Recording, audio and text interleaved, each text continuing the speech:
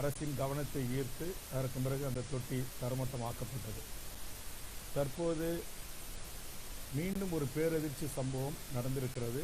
தற்போது அதற்கு மாவட்ட ஆட்சித்தலைவர் ஒரு 14 வயது சிறுவன் அறியாமல் செய்த தவறு என்று சுட்டிக்காட்டியிருக்கிறார். 14 வயது சிறுவனாக இருக்கலாம், பெரியவராக இருக்கலாம், யாராக இருந்தாலும் குடிக்கின்ற குடிநீரில் மலத்தை கலக்கின்ற இழிவான செயல்களை மனித சமூகத்தில் பிறந்த எவரும் செய்யக்கூடாது. அதை எவர் செய்தாலும் அவர் மீது சட்டம் கடுமையான நடவடிக்கை எடுக்க வேண்டும் என்று கோருகிறேன். 2, அந்த சம்பவத்தை செய்த அந்த மண்ணிலை கொண்ட அந்த நடவடிக்கையை சிறுவனாக இருந்தாலும் நான் மிக வன்மையாக கண்டிக்கிறேன். மேலும் நம்முடைய டிஜிட்டல் பரிவர்த்தனை, டிஜிட்டல் இந்தியா என்று அறிவித்த நரேந்திர மோடி அவர்கள் இந்திய நாட்டின் பொதுமக்களுடைய வங்கிகளில் குறிப்பிட்ட அளவுக்கு பண பரிவர்த்தனை இல்லை என்று சொன்னால் அந்த வங்கி கணக்கில் இருக்கிற சிறு தொகையும் பிடித்தம் செய்யப்படுகிறது, அபராதம் விதிக்கப்படுகிறது. இது வன்மையான கண்டனத்துக்குரியது. அதேபோன்று டிஜிட்டல் பரிவர்த்தனை என்கிற முறையில் பல்வேறு முறைகேடுகள் இந்த வட இந்தியர்களால் நடத்தப்படுகின்ற மிக தவறான பணத்தை மற்றவர்கள் உழைத்து வேர்வை சிந்தி ரத்தம் சிந்தி சம்பாதித்த பணத்தை ஏமாற்றுகிற ஒரு கூட்டம் இந்த நவீன டிஜிட்டல் மயத்தை பயன்படுத்தி கொள்ளையடித்துக் கொண்டிருக்கிறார்கள். இது நாடு முழுவதும் அதிகரித்து கொண்டிருக்கிறது. ஆக இதற்கு ஒரு தகவல் தொழில்நுட்ப முறை மாற்றம் செய்து முறையாக இது மக்களுடைய பணத்தை திருடாமல் சுரண்டாமல் இருப்பதற்கு உரிய சட்ட வழிமுறைகளையும் டிஜிட்டல் தொழில்நுட்ப வழிமுறைகளையும் ஒன்றிய அரசு காண வேண்டும் என்று கேட்டுக்கொள்கிறேன். மேலும் இன்று தமிழக வாழ்வுரிமை கட்சியின் சார்பாக எவ்வளோ பேர் தோமணி இன்னைக்கு இணைகிறாங்க? 3000 பேர் சொல்கிறேன். சரி, நான் அதில் ஒரு 1000 பேர் குறைச்சே சொல்கிறேன்.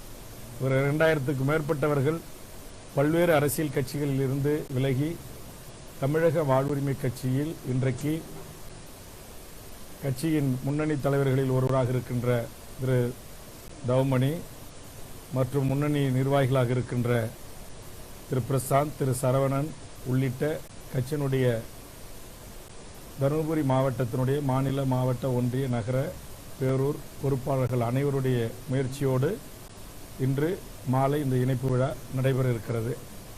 இந்த நிகழ்வுக்காகத்தான் நான் இன்றைய தருமபுரி மாவட்டத்திற்கு வருகை தந்து உள்ளேன். வேற ஏதாவது கேள்வி இருந்தால் கேட்கலாம்.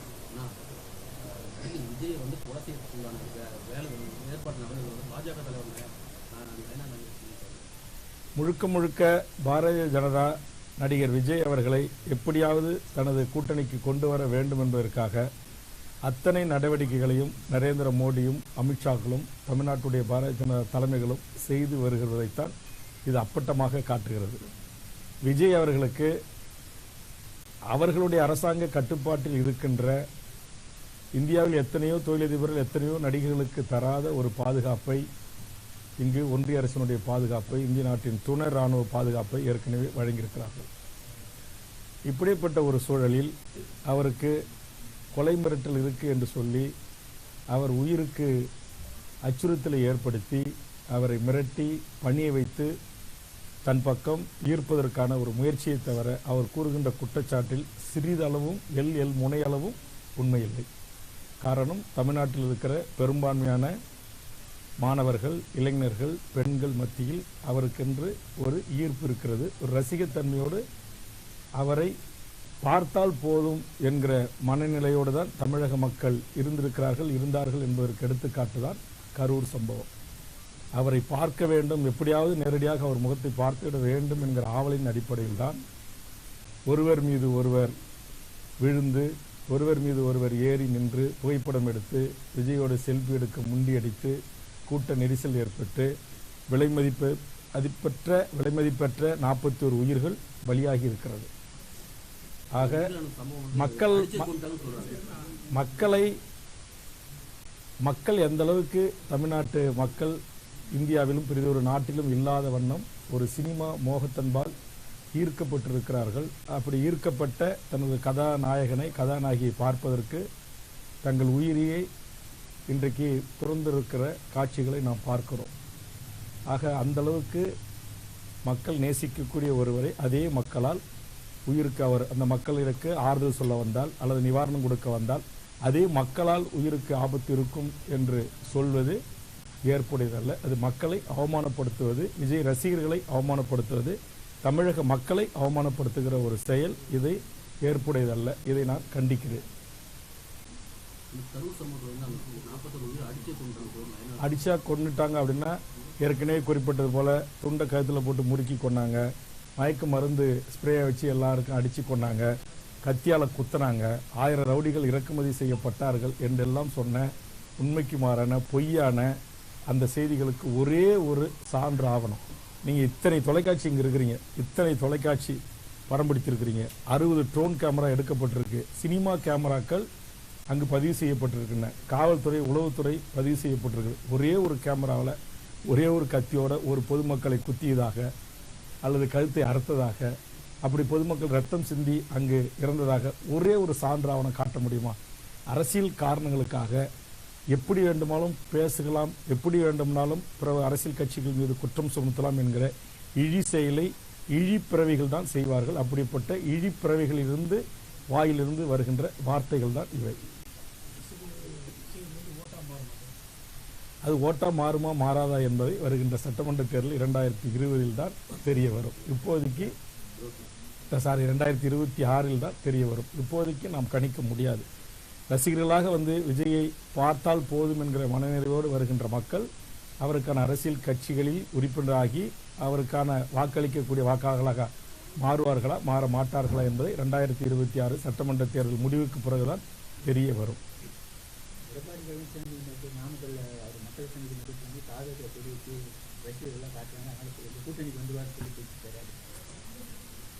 நடக்கிறதா என்பதை பொறுத்திருந்து பார்ப்போம். விஜய் தற்போது வெளியில் வர முடியாத ஒரு சூழலில் இருக்கிறார். அதனால் அவருடைய ரசிகர்கள் அவருடைய தலைவரை ஆதரித்து பேசியவர்கள் கூட்டங்களுக்கு கொடியோடு சென்று கொடியசைத்திருக்கிறார்கள். அந்த அளவில் இதை பார்ப்பதா, அல்லது இன்றைக்கு பாரதிய ஜனதா எப்படியாவது விஜயை மிரட்டி தன்வசப்படுத்தி அதிமுக பாரதிய ஜனதா விஜய் மூவரும் சேர்ந்து மற்ற கட்சிகளோடு ஒரு கூட்டணி அமைக்கப்பட வேண்டும், திமுகவை இங்கு வீழ்த்தப்பட வேண்டும் என்கிற RSSனுடைய திட்டம் பாரதிய ஜனதா நடைமுறைப்படுத்த முயல்கிறது.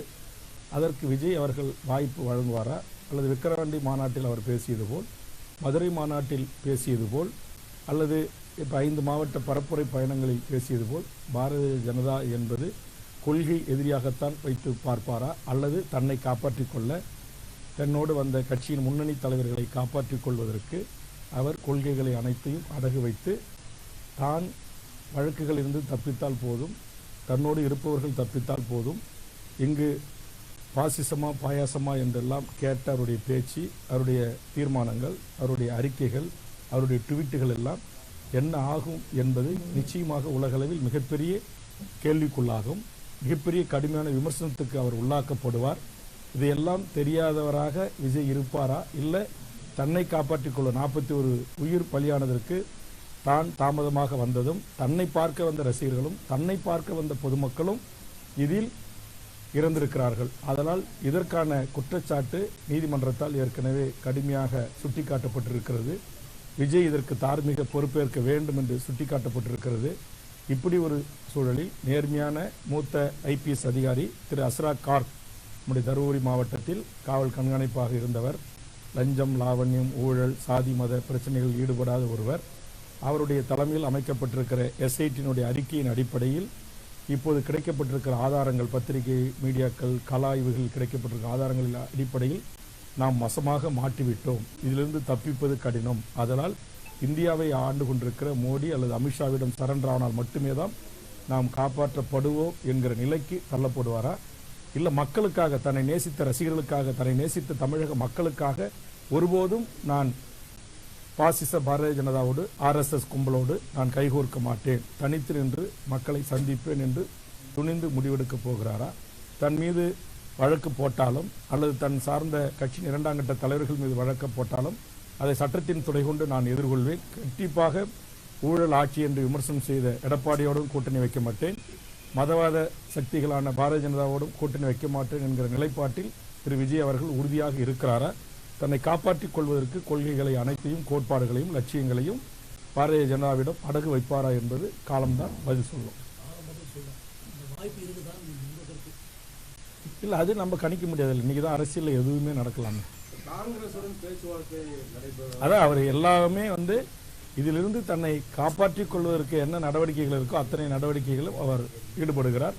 அதுதான் வெளிநாட்டில் இருந்த ராகுல் காந்தி அவர்கள் விஜயை தொடர்பு கொண்டு பேசியதும், அமித்ஷா அவர்கள் தொடர்பு கொண்டு பேசியதும், தற்போது நயினா நாகேந்திரனிலிருந்து, அண்ணாமலையிலிருந்து, வானதி சீனிவாசிலிருந்து, நம்முடைய முன்னாள் ஆளுநர் தமிழிசை சவுந்தரராஜனிலிருந்து ஒட்டுமொத்த தமிழ்நாடு பிஜேபியும் அகில இந்திய பிஜேபியும் அவருக்கு ஆதரவாக பேசுவதோடு மட்டுமல்லாமல் இங்கு ஒக்கி புயல் வந்தது, வர்தா புயல் வந்தது, தானே புயல் வந்தது, மிகப்பெரிய இயற்கை சீற்றங்களுக்கு ஆளாகி தமிழகம் தவித்தது, எனது தமிழக மீனவர்கள் செத்து மடிந்தார்கள், கடல்களில் காப்பாற்றுவதற்கு வக்கில்லாத இந்திய அரசாங்கம் எப்படிப்பட்ட கடந்த காலங்களில் நிலைப்பாடுகளை எடுத்தது, நாம் கேட்ட இழப்பீட்டுத் தொகையை தர மறுத்தது, அப்போது குழுக்களை அனுப்புங்கள், பாதிக்கப்பட்ட பகுதிகளை பாருங்கள் என்று சொன்னோம், பார்க்க மறுத்தது. ஆனால் இன்றைக்கு விஜயை எப்படியாவது காப்பாற்றிவிட வேண்டும் என்பதற்காக 8 நாடாளுமன்ற உறுப்பினர்களை கொண்ட குழு ஹேமா மாலினி தலைமையில் ஓடோடி மறுநாளே வருகிறது என்று சொன்னால், ஆக இங்கே இயக்குனர் டைரக்டர் அமித்ஷா அதற்கு அவர் இயக்குகிறார். அவருடைய நாடாளுமன்ற உறுப்பினர்களும் அவருடைய கட்சியினுடைய தமிழ்நாட்டு தலைமைகளும் ஆளுமைகளும் நடித்து கொண்டிருக்கிறார்கள். அந்த நடிப்பிலும் திரு விஜய் பங்கு ஏற்பாரா இல்லையா என்பது அவருடைய கொள்கை சார்ந்த உறுதிமிக்க நிலைப்பாட்டில் தான், அவர் எடுக்கின்ற முடிவில் தான் தெரிய வரும்.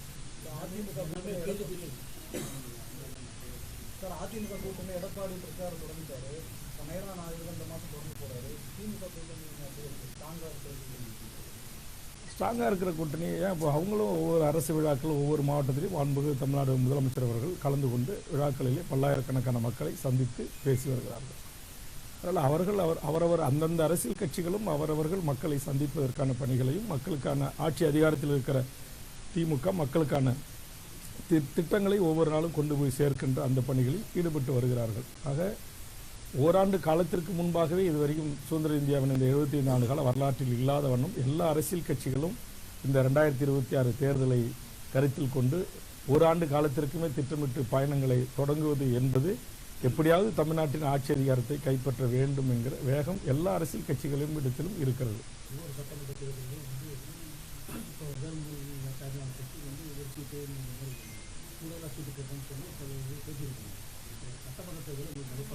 கண்டிப்பாக தமிழக வாழ்வுரிமை கட்சி உங்களுக்கு தெரியும், கடந்த 14 ஆண்டுகளமாக மிகப்பெரிய ஒரு வளர்ச்சியை நோக்கி தமிழக வாழ்வுரிமை கட்சி வளர்ந்து கொண்டிருக்கிறது. இன்றைக்கு கும்மிடிப்பூண்டியில் தொடங்கி கன்னியாகுமரி வரையிலும் இந்த ஓராண்டு மட்டிலும் 1 லட்சத்துக்கும் மேற்பட்ட இளைஞர்கள், புதிய வரவுகள் எமது கட்சியில் இணைந்திருக்கிறார்கள். ஆக இன்றைக்கு என்னுடைய முகநூல் பக்கத்தை பார்க்கின்ற பத்திரிகை ஊடக நண்பர்கள், பின்தொடர்களுக்கு தெரியும், இது உண்மைக்கு மாறான செய்தி அல்ல. ஒவ்வொரு நாளும் பல்லாயிரக்கணக்கானவர்கள் இணைகின்ற அந்த புகைப்படங்களை, அந்த வீடியோக்களை நான் ஷேர் பண்ணுறேன். அதை நீங்கள் பாருங்கள். கட்சி எந்த அளவுக்கு வேகமாக வளர்ந்து வருகிறது என்பதை எனது அருமை பத்திரிகை ஊடக நண்பர்களும் உணர்வார்கள். எங்கள் கட்சியை கண்காணிக்கிற காவல்துறையின் உளவு பிரிவும் அதை கண்காணித்து உரிய அறிக்கையை முதலமைச்சர் கரங்களில் தரும். அந்த அடிப்படையில் கண்டிப்பாக வளர்ந்து கொண்டிருக்கிற தமிழக வாழ்வுரிமை கட்சியில் தமிழ்நாட்டில் 10க்கும் மேற்பட்ட சிறிய கட்சிகள், அமைப்புகள் இணைந்திருக்கிறார்கள் என்பதும் நீங்கள் அறிவீர்கள் என்று நான் கருதுகிறேன். ஆக அந்த அடிப்படையில் கண்டிப்பாக வரும் சட்டமன்ற தேர்தலில் தமிழக வாழ்வுரிமை கட்சி கூடுதல் இடங்களை கேட்டு இந்த சட்டமன்ற தேர்தலை சந்திப்பதற்கு தயாராகும்.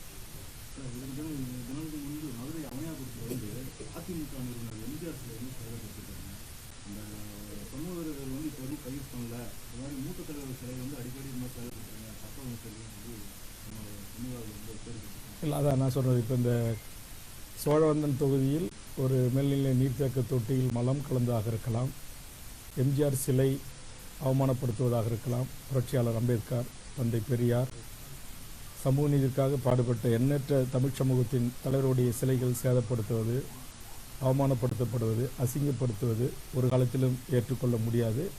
இதை செய்கின்றவர்கள் யாராக இருந்தாலும் அவர்கள் கண்டிப்பாக கைது செய்யப்பட்டு பிணையில் வராத வண்ணம் சிறையில் அடைக்கப்பட வேண்டும். இதுபோன்ற சமூக பதற்றங்களை உருவாக்கி, மோதல்களை உருவாக்கி, அமைதியாக இருக்கின்ற தமிழகத்தில் அமைதியின்மையை உருவாக்குகின்ற சமூக விரோதிகளுக்கு சட்டம் படித்த வழக்கறிஞர் பெருமக்கள் இவர்களுக்காக பிணை கோரவே கூடாது. நேற்று கூட ஒரு பேர் அதிர்ச்சி. சென்னையில் போரூர் அருகே ஒரு சிறுமியை கற்பழித்து கொன்ற ஒருவனுக்கு உச்சபட்ச தண்டனையான தூக்கு தண்டனை வழங்கப்பட்டிருக்கிறது. ஆனால் மூத்த சீனியர் கவுன்சில் என்று சொல்லக்கூடிய வழக்கறிஞர்கள் வாதாடி இன்றைக்கு அந்த தூக்கை ரத்து செய்திருக்கிறார்கள். ஆக இதை கூட நான் சட்ட ரீதியாக உச்சநீதிமன்றத்தின் தீர்ப்பு நாம் தலைவணங்கி ஆக வேண்டும். ஆனாலும் கூட இது போன்ற ஒரு காம கொடூரர்களுக்கு, மனித மிருகங்களுக்கு, மனித உருவில் வாழ்கின்ற காட்டு மிராண்டிகளுக்கு நீதிமன்றங்களும் கருணை காட்டக்கூடாது, வழக்கறிஞர் பெருமக்களும் வாதாடக்கூடாது என்பதுதான் என்னுடைய வேண்டுகோள்.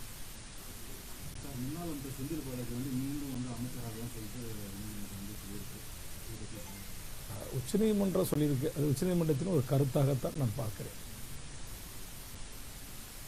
நம்முடைய இந்திய அரசியலமைப்பு சட்டத்தில் உச்சபட்ச அதிகார மையம் உயர்நீதிமன்றங்கள், உச்சநீதிமன்றங்கள், மாவட்ட நீதிமன்றங்கள், அமர்வு நீதிமன்றங்கள். ஆக அது நீதிமன்றம் அவருடைய வழக்கு ஒரு விசாரணைக்கு வந்தபோது அப்படி ஒரு கருத்தை வெளியிட்டு இருப்பதாக பார்க்கிறேன். அது நடக்குமா நடக்காதா, அவரை அமைச்சராக ஆக்கலாமா ஆக்கக்கூடாதா என்கிற அனைத்து முடிவும் எடுக்கக்கூடிய முழு அதிகாரம் பெற்றவர் தமிழ்நாட்டுடைய முதலமைச்சர். தன்னுடைய அமைச்சரவையில் யாரை சேர்க்க வேண்டும், யாரை நீக்க வேண்டும் என்கிற முழு அதிகாரம் நம்முடைய இந்திய அரசியலமைப்பு சட்டம் மாண்புமிகு மக்களால் தேர்ந்தெடுக்கப்பட்டு சட்டமன்ற உறுப்பினர்களால் தேர்வு செய்யப்பட்ட மாண்புமிகு தமிழக முதலமைச்சருக்கு உரிய தனித்த அதிகாரம். அதில் ஆளுநரோ ஜனாதிபதியோ பிரதமரோ வேறு எவரும் தலையிட முடியாது.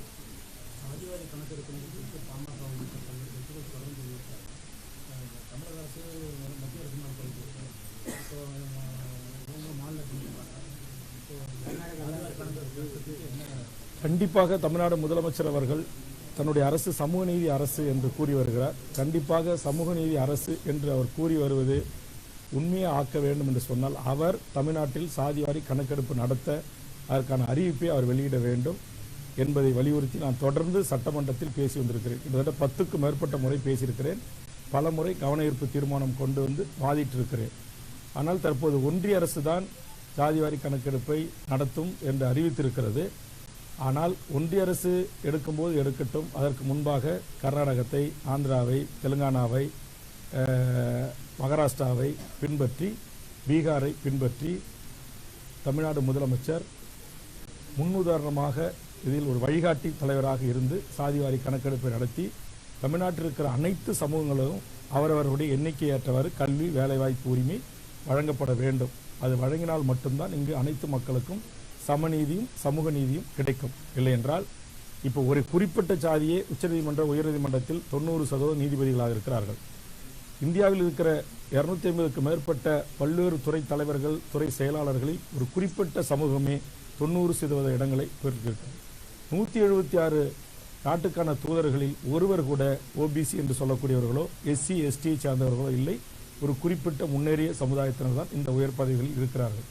இது இந்தியா போன்ற ஜனநாயக தன்மை உள்ள ஜனநாயக நாட்டில் ஒரு குறிப்பிட்ட சாதியை வெளியுறவுத்துறை செயலாளராக, பார்லிமெண்ட் செக்ரட்டரியாக, பிரதமரின் செயலாளராக, வெளிநாட்டின் தூதர்களாக, சட்டத்துறை செயலாளர்களாக இருப்பது என்பது ஜனநாயகத்திற்கு ஏற்புடையது அல்ல. ஆக உண்மையான ஜனநாயகம் என்றால் அனைத்து சாதி மக்களுக்கும் அவரவர்களுடைய கல்வி தகுதிக்கு ஏற்றவாறு எல்லா பதவிகளும் எல்லாருக்கும் பகிர்ந்து பிரித்து அளிக்கப்பட வேண்டும். அவர்கள் அனைவரும் சேர்ந்து இந்திய நாட்டினுடைய ஆட்சி அதிகாரத்தில் கவனம் செலுத்தினால்தான் இந்த இந்தியா என்கிற இந்த தேசம் முன்னேறும். அதற்கான வாய்ப்பை இந்திய நாட்டின் தலைமை அமைச்சர் நரேந்திர மோடி அவர்கள் ஏற்படுத்தி தர வேண்டும் என்று தமிழக வாழ்வுரிமை கட்சி வலியுறுத்துகிறது. தமிழ்நாடு அரசு தொலைக்காட்சிகளை, ஊடகங்களை எக்காரணத்தை கொண்டும் கட்டுப்படுத்த அல்லது கட்டுப்பாட்டில் வைத்துக்கொள்ள முயலக்கூடாது. இந்தியாவிலேயே நாடாளுமன்றங்களிலும் சட்டமன்றங்களிலும் நாடாளுமன்ற உறுப்பினர்களுக்கு நிகராக, சட்டமன்ற உறுப்பினர்களுக்கு நிகராக நாங்கள் அமர்ந்திருக்கிற அறையில் இதற்கென்று பிரத்யேக இருக்கைகள் அமைக்கப்பட்டு சட்டமன்ற நடவடிக்கைகளை, நாடாளுமன்ற நடவடிக்கைகளை கண்காணிப்பதற்கு அதிகாரம் பெற்ற ஒரு அமைப்பு என்றால் அது எனது அருமை பத்திரிகை ஊடக துறைதான். சட்டமன்றங்களில் அமரக்கூடிய அளவுக்கு அவருக்கு முக்கியத்துவம் கொடுத்துவிட்டு நாடாளுமன்றத்தினுடைய இரு அவைகளிலும் எங்களோடு சமமாக அமர்கின்ற, இன்னும் சொல்லப்போனால் எங்களை விட ஒரு படி மேலே மாடம் அமைத்து மேலே உட்கார்ந்து ஒட்டுமொத்த சட்டமன்ற நடவடிக்கைகளை, சட்டம் இயற்றுகின்ற நடவடிக்கைகளை, அமைச்சருடைய பதில் உரைகளை, சட்டமன்ற உறுப்பினர்களை, கேள்விகளை தொகுத்து மறுநாள் நாடு முழுவதும் மக்களுக்கு கொண்டு சேர்க்கிட்ட ஒரு மகத்தான பணி நம்முடைய இந்திய அரசியலமைப்பு சட்டத்தினுடைய மிக போற்றலுக்குரிய புரட்சியாளர் அம்பேத்கரிலிருந்து காந்தியிலிருந்து எண்ணற்ற தலைவர்கள் நம்முடைய பத்திரிகை ஊடகத்துறை ஒரு 4வது தூண், ஒரு 4வது பில்லர் என்று போற்றியிருக்கிறார்கள், பாராட்டியிருக்கிறார்கள். அந்த 4வது தூண் இந்தியாவில் மோடி ஆட்சியிலும் சரி அல்லது நம்முடைய தமிழ்நாட்டில் ஆண்ட எந்த ஒரு அரசு காலகட்டத்திலும் ஒடுக்குமுறைக்கோ அடக்குமுறைக்கோ ஆளாக்கக்கூடாது. புதிய தலைமுறை தொலைக்காட்சி ஒருவேளை அரசு கேபிள் இருந்து எடுக்கப்பட்டு அது தமிழ்நாடு முழுவதும் தெரியவில்லை என்றால் அது ஏற்புடைய செயல் அல்ல. தமிழ்நாடு முதலமைச்சர் உடனடியாக அது போன்ற தவறு நேர்ந்தால் அதை சம்பந்தப்பட்ட செய்தி பிரிவு இயக்குநருக்கு அறிவுறுத்தி உடனடியாக அரசு கேபிளில் எப்போதும் இருந்தது போல் இருப்பதற்கான வாய்ப்பை உருவாக்கி தர வேண்டும் என்ற வேண்டுகோளை முன்வைக்கிறேன். அதே மாதிரி பத்திரிகை ஊடகங்களுக்கும் சமூக பொறுப்பு இருக்கு. நீங்களும் சமூக பொறுப்போட சில பத்திரிகை ஊடகங்கள் நடந்து கொள்ள வேண்டும்.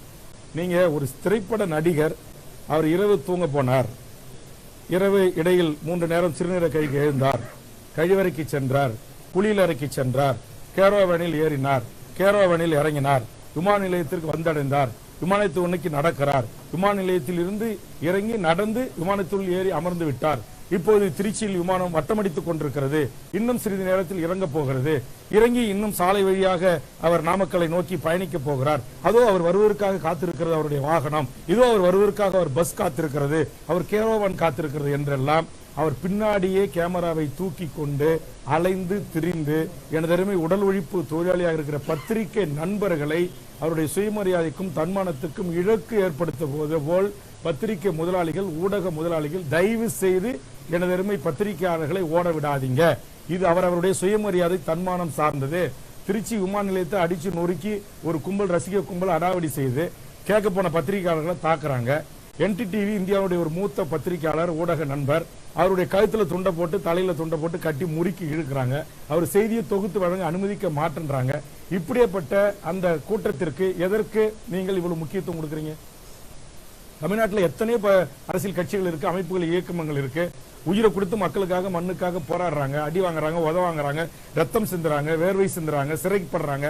ஆனா அவர்களுக்கெல்லாம் கிடைக்காத ஒரு முக்கியத்துவத்தை திரைத்துறையிலிருந்து வருகின்ற நடிகர்களுக்கு தருகின்ற எனதருமை பத்திரிகை முதலாளிகள் நீங்கள் திருந்த வேண்டும். எனதருமை பத்திரிகையாளர்களை அவமானப்படுத்தாதீங்க. உங்களுக்காக உழைக்கின்ற உடல் உழைப்பு தொழிலாளராக இருக்கின்ற இவர் இங்கிருந்து திருச்சியிலிருந்து கிளம்பின அடுத்த நிமிடமே நூற்றுக்கணக்கான பத்திரிகையாளர்கள் போய் அவர் வீட்டில் காத்து கிடக்க வைக்கிறீங்க. அவர் வர்ற வரைக்கும் எதுக்கு? அவர் 3 மணிக்கு தனியா கிளம்பி பிரைவேட் கார்ல போலீஸ் பாதுகாப்பு இல்லாத போறாரு அப்படின்றத நேரா லைவ் போடுறீங்க. பின்னாடியே பத்திரிகை உடல் உழைப்பு தொழிலாளியை துரத்திக்கிட்டு ஓடிப்போங்க, எங்க கவர் பண்ணுங்க, எங்க கேமரால வரல, அவர் வண்டி வரல, அவர் வாகனம் வரல, அவர் முகம் தெரியல, ஜூம் பண்ணுங்க அப்படி என்று இந்த 4வது தூணை அசிங்கப்படுத்தி அவமானப்படுத்துகிற இந்த பத்திரிகை முதலாளிகளை தயவு செய்து எனது பத்திரிகையாளர்களை இழி சொல்லுக்கு ஆளாக்காதீர்கள் என்று முதலாளிகளை கேட்டுக்கொள்கிறேன், உங்களை அல்ல. அது அன்புள்ள அப்பா அன்புள்ள மகனுக்குமான பிரச்சனை. அதை தாண்டி வேறு எதுவும் நான் சொல்ல விரும்பவில்லை. யாருக்கு? நான் ஈழத்தில் நடந்த இனப்படுகொலைக்கு பிறகும் மாவீரன் திலீபனுடைய இறப்பு, தமிழ்ச்செல்வன் இறப்பு, அதைத் தொடர்ந்து எம் தமிழ் தேசிய தலைவர் மேதகு பிரபாகரன் அவர்கள் தலைமையில் வீரம் சிறந்த விடுதலை போராட்டத்தில் உயிர் தியாகம் செய்த 50,000க்கும் மேற்பட்ட மாவீரர்களுடைய தியாகத்தை கூர்ந்து கவனித்து அந்த தமிழீழ விடுதலை போராட்டத்தை ஆதரித்து களத்தில் நிற்கின்ற ஒருவனாக இருக்கிற வேல்முருகன், நானும் பிறந்த நாள் கொண்டாடுவதில்லை. ஈழ இனப்படுகொலைக்கு பிறகு நான் எந்த ஒரு தலைவருக்கு பிறந்த நாள் வாழ்த்துக்களையும் சொல்வதில்லை.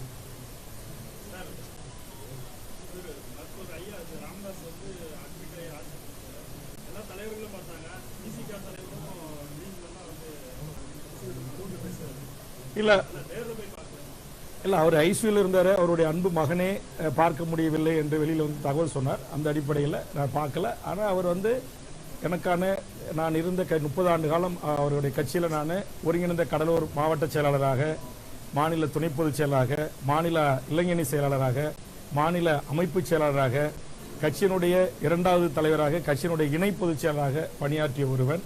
அப்படி எனக்கு கட்சியில் பதவிகளை தந்து 2 முறை என்னை சட்டமன்ற உறுப்பினராக்கிய மருத்துவர் ராமதாஸ் ஐயா அவர்கள் எல்லா வளமும் பெற்று நோய் நொடியின்றி பல்லாண்டு காலம் பன்னெடுங்காலம் வாழ வேண்டும் என்று நான் இயற்கையை வேண்டிக் கொண்டிருக்கிறேன். அந்த தகவலை அவரோடு இருக்கிற என்னோடு பேசுகின்ற நண்பர்களுக்கும் சொல்லிவிட்டேன். நன்றி.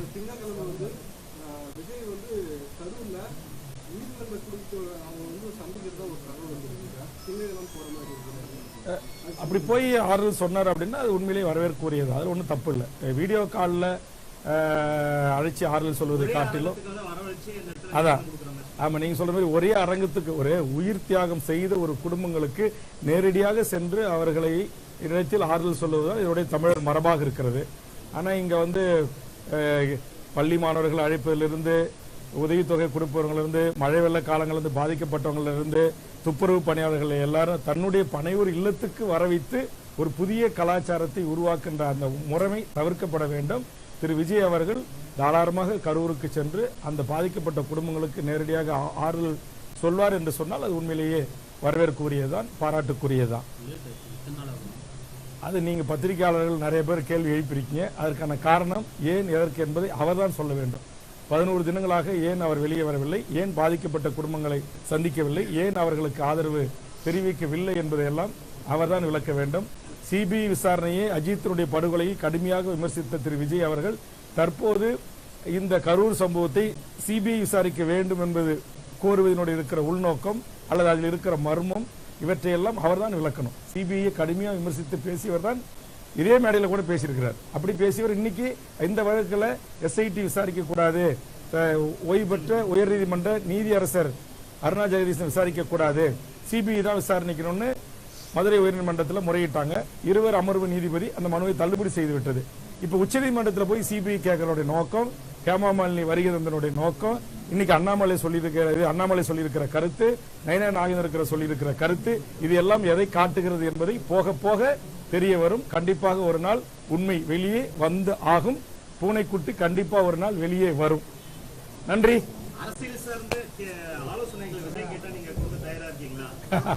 நான் ஏற்கனவே கட்சி தொடங்கிய காலத்திலிருந்து விஜய் அவர்கள் கட்சி தொடங்கியிருக்கீங்க. இந்திய நாட்டின் ஒவ்வொரு குடிமகனும் கட்சி தொடங்க உங்களுக்கு உரிமை இருக்கு, வாங்க வாழ்த்துக்கள் சொல்லியிருக்கிறேன். ஆனா அதே நேரத்தில் அரசியல் என்பது மக்களுக்கானது. மக்களோடு பழக வேண்டும், மக்களோட பணி செய்ய வேண்டும். மக்களுக்கு ஒரு பிரச்சனை என்றால் மக்களோட போய் நின்று களத்தில் இறங்கி போராட வேண்டும். அவருடைய இன்ப துன்பங்களில் பங்கெடுக்க வேண்டும். சாவு, வாழ்வு, கர்மாதி, பரதரப்பு விழா, கல்யாணம், காது குத்தி, முப்பூச படையிலிருந்து எல்லாவற்றிலும் மக்களோட மக்களாக இருந்து பணி செய்ய வேண்டும். அதுதான் அரசியல். அதை விட்டுவிட்டு திரைப்படத்தில் நாம் நடித்திருக்கிறோம், மிகப்பெரிய ஒரு புகழ் வெளிச்சம் இருக்கிறது. அதை பயன்படுத்தி அதனால் ஈர்க்கப்பட்ட அந்த மக்களிடம் வாக்குகளை பெற்று இந்த நாட்டுடைய அரியாசனத்தில் அமரலாம் என்று விஜய் எடுக்கிற அந்த முடிவு தவறான முடிவு. அதனால் விஜய் அவர்களை ஒரு 10 ஆண்டு காலம், 15 ஆண்டு காலம் அல்லது குறைந்தபட்சம் ஒரு 5 ஆண்டு காலமாவது நீங்க மக்களோடு மக்களாக மக்கள் பிரச்சனைகளுக்காக வீதிக்கு வாங்க, எல்லா மாவட்டத்துக்கும் பயணம் செய்யுங்க. முதல்ல சென்னையில் இருக்கிற பத்திரிகையாளர்களை சந்திங்க, ஒவ்வொரு மாவட்டத்துக்கும் சென்று அங்க இருக்கிற பத்திரிகை ஊடக நண்பர்களை சந்திங்க, அவர்களோட ஒரு நல்ல நட்புறவை நீங்க வைத்துக் கொள்ளுங்க. அவங்க அந்த மாவட்டத்தில் இருக்கிற பிரச்சனைகளை, மக்களுக்கான பிரச்சனைகளை உங்களுக்கு சொல்லுவாங்க. அதனூடாக அதிலிருந்து நீங்க அரசு நோக்கி கேள்வி கேளுங்க, அதிலிருந்து அறிக்கையை தயார் செய்யுங்க. அப்படி என்று ஏற்கனவே நான் பல அறிவுரைகள் அல்ல, அது பல கருத்துக்களை நான் வெளியிட்டிருக்கிறேன். ஆனா அவர்கள் அதையெல்லாம் எதை குத்தி கிஞ்சித்தும் கவலை கொள்வதில்லை. எங்களுக்கு ஒரு பெரிய ரசிகர் கூட்டம் இருக்கு. நாங்க தவறே செஞ்சாலும், நாங்க என்ன மாதிரி தப்பா பேசினாலும் அதையெல்லாம் பொருட்படுத்த மாட்டாங்க. எங்க மேல இருக்கிற கிரேசி, இந்த சினிமா மோகத்தின்பால் தமிழ்நாட்டு மக்கள் எங்களை வாக்களிப்பார்கள். எங்களை 2026 நேரா செஞ்சாச்சு கோட்டில் இருக்கிற முதலமைச்சர் இருக்கிற உட்கார வைப்பாங்க அப்படின்ற ஒரு நம்பிக்கை அவருக்கு இருக்கு. அந்த நம்பிக்கை சரியானதா? இந்த நம்பிக்கை ஆரோக்கியமானதா? இந்த நம்பிக்கை ஜனநாயக நாடாக இருக்கிற இந்திய நாட்டில், அதுவும் உலகத்திற்கே, உலக மொழிகளுக்கெல்லாம் தாய்மொழியாக இருக்கிற தமிழை தாய்மொழியாக கொண்டு வாழ்கின்ற தமிழர் நிலத்தில் பண்பாட்டு, கலை, கலாச்சாரம், தொன்மை, வாழ்வியல், வரலாறு, இலக்கியம், இலக்கண வளம், இப்படி எல்லா நிலைகளிலும் இன்றைக்கு உலகத்திற்கே ஒரு முன்னோடியாக இருக்கிற நம்முடைய தமிழர் மரபில் வாழ்கின்ற தமிழ் சமூகம் இது போன்ற சினிமாக்காரர்கள் நடித்த படங்களை பார்த்து கைத்தட்டணுமா ரசிச்சோமோன்னு இல்லாம பாலாபிஷேகம் செய்கிறது, கட் அவுட் வைக்கிறது, மண்சோறு சாப்பிடுறது, வேப்பிலையை கட்டிக்கிட்டு அங்க பிரதட்சணம் போடுறது, மிகப்பெரிய வேலை குத்திக்கிட்டு நாங்க காவடி எடுக்கிறோன்னு சொல்றது, அந்த தலைவனுடைய படம் 100 நாள் ஓடணும் அப்படிங்கிற இந்த அறியாமை இருளிலிருந்து என் தமிழ் சமூகம் மீளணும். விஜய் தமிழ்நாட்டுக்கு என்ன செய்திருக்கிறார், தமிழக மக்களுக்கு என்ன செய்திருக்கிறார்? காவேரி பிரச்சனை, முல்லை பெரியாறு, பாலாறு, சாதிவாரி கணக்கெடுப்பு, சமூக நீதி, வேங்க வயல், இப்ப ஸ்டெர்லைட் துப்பாக்கி சூடு, இப்படி அடுக்கடுக்காக தமிழ்நாட்டில் நடைபெறுகின்ற சமூகங்களுக்கு குறித்து விஜயனுடைய கருத்து என்ன? இப்ப செய்யூர் ஷிப்காட்டை குறித்து என்ன? நாங்க கடலூர் ஷிப்காட்டெல்லாம் பாதிக்கப்பட்டிருக்கோம், எங்களுக்கான ஆதரவு குரல் என்ன? என்எல்சி இன்னைக்கு ஆயிரக்கணக்கான போலீஸை குறித்து எங்களுடைய மக்களை கட்டாயப்படுத்தி நில ஆர்ஜிதம் செய்வதற்கு துடித்துக் கொண்டிருக்கிறது மத்திய அரசு. சிஎஸ்எஃப் வைத்துக் கொண்டு, துணை ராணுவத்தை வைத்துக் கொண்டு, அதற்கு எதிராக விஜயனுடைய கருத்து என்ன? அதானி துறைமுகத்திற்கு எதிரான விஜயனுடைய கருத்து என்ன? இங்க தமிழ்நாட்டில் மாசு அதிகமாக இருக்குது. நீ கன்னியாகுமரி, தூத்துக்குடி, தென்காசி போன்ற திருவள்ளியில் இருக்கிற மலைகளையே உடைத்து இன்றைக்கு கனிம வள கொள்ளை பெரிய அளவில் நடந்து கொண்டிருக்கிறது. அதை தடுப்பதற்கு விஜய் அவருடைய போராட்டம் என்ன? இது போன்ற மக்கள் சார்ந்த, மண் சார்ந்த, தமிழ் சமூகத்தின் வாழ்வுரிமை சார்ந்த சிக்கல்களில் விஜய் அவர்கள் கருத்து சொல்லி மக்களோடு சேர்ந்து அவர் கைகோர்த்து போராட வந்தால் அவரோடு சேர்ந்து கைகோர்த்து போராடுவதற்கு நாங்கள் தயாரா இருக்கிறோம். ஆனா அவர் என்ன சொல்றாரு, அதெல்லாம் எதுவும் செய்ய வேணாங்க, நேரம் எல்லாரும் என் கூட வாங்க, நான் உங்களுக்கு கூட்டணி மந்திரி சபையில் இடம் தரேன், நான் முதலமைச்சரா போய் சென்னை செயின்ட் ஜார்ஜ் கோட்டையில உட்கார்றேன் வாங்க அப்படின்னு சொல்லி அழைக்கிறாரு. இது சாத்தியமில்லாதது, இது நடைமுறைக்கு ஒவ்வாத ஒரு செயலாகத்தான் நான் பார்க்கிறேன். அதனால்தான் நான் விஜய் தலைமையிலான கூட்டணியில் இடம்பெறுவதற்கு நான் முண்டியடித்துக் கொண்டு நான் செல்லவில்லை.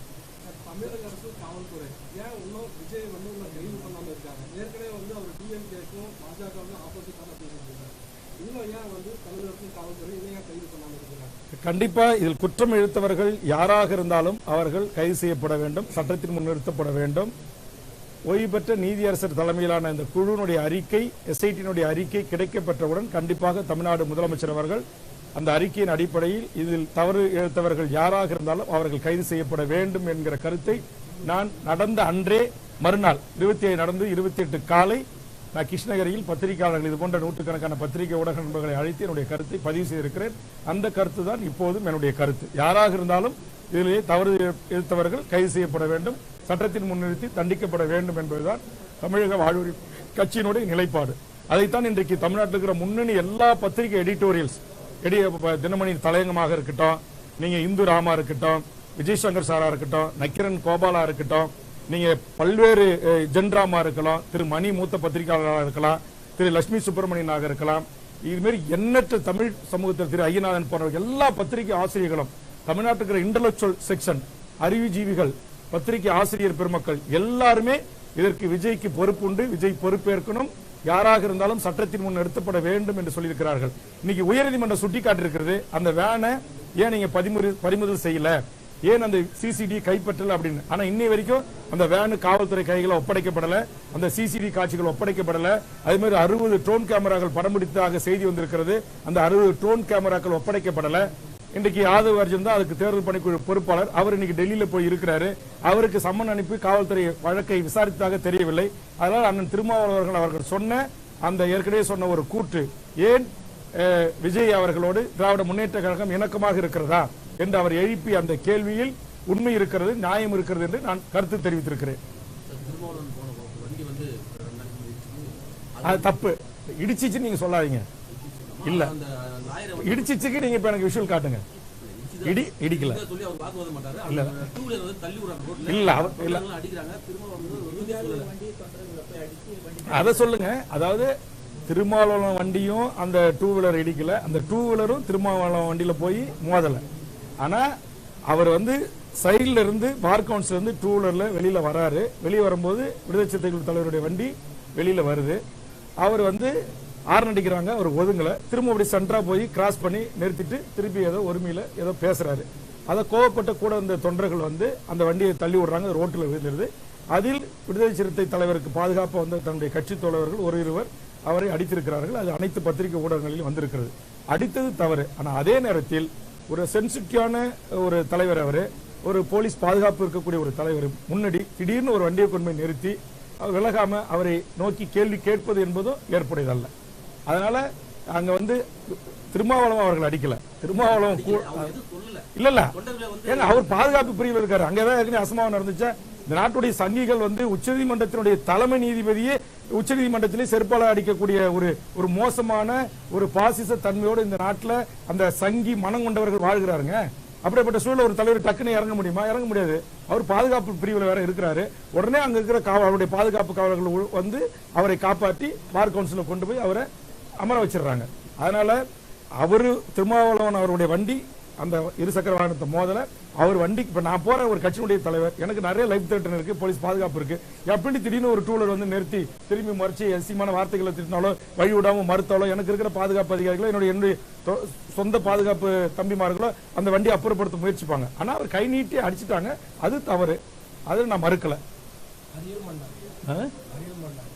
அதான் இல்ல இல்ல அல்ல அது அதுக்கு அவருடைய தொண்டர்கள் அவருக்கு இசட் பிரிவு பாதுகாப்பு, விஜய்க்கு நீங்க ஒய் பிரிவு இசட் பிரிவு எல்லாம் கொடுக்குறீங்க.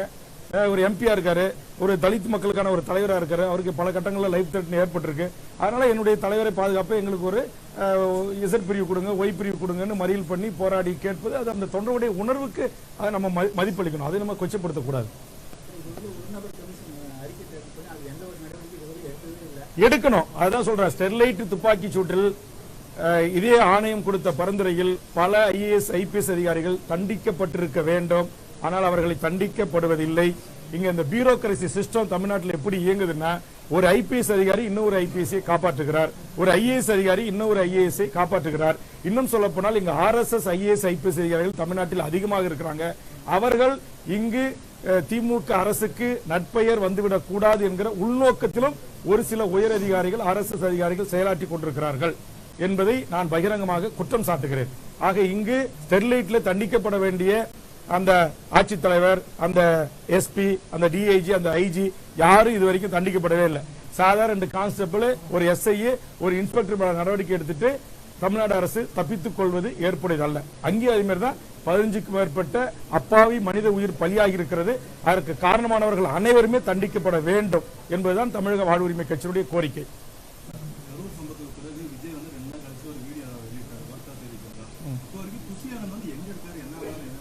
இது ரொம்ப எனக்கு தெரிஞ்சு இந்தியாவிலேயே ஒரு அரசியல் கட்சி, அதுவும் பதிவு செய்யப்பட்ட ஒரு கட்சி 2026 முதலமைச்சராக வரும்னு சொல்லக்கூடிய ஒரு கட்சியினுடைய பொதுச் செயலாளர் 11 நாட்களாக தலைமறைவு, அந்த கட்சியினுடைய தேர்தல் வகுப்பாளர் தலைமறைவு, அந்த கட்சியினுடைய கொள்கை பரப்பு செயலாளர் தலைமறைவு, அந்த கட்சியினுடைய 2ஆம் கட்ட செய்தி தொடர்பாளர்கள் அத்தனை பேருமே தலைமறைவு என்பது உண்மையிலேயே இப்படிப்பட்ட ஒரு அரசியல் கட்சி நாளைக்கு இந்த தமிழ் சமூகத்தினுடைய பிரச்சனைகளுக்காக பொறுப்பேற்று மக்களோடு மக்களாக எப்படி நிற்கும் என்பதை மக்கள் தான் சிந்திக்க வேண்டும்.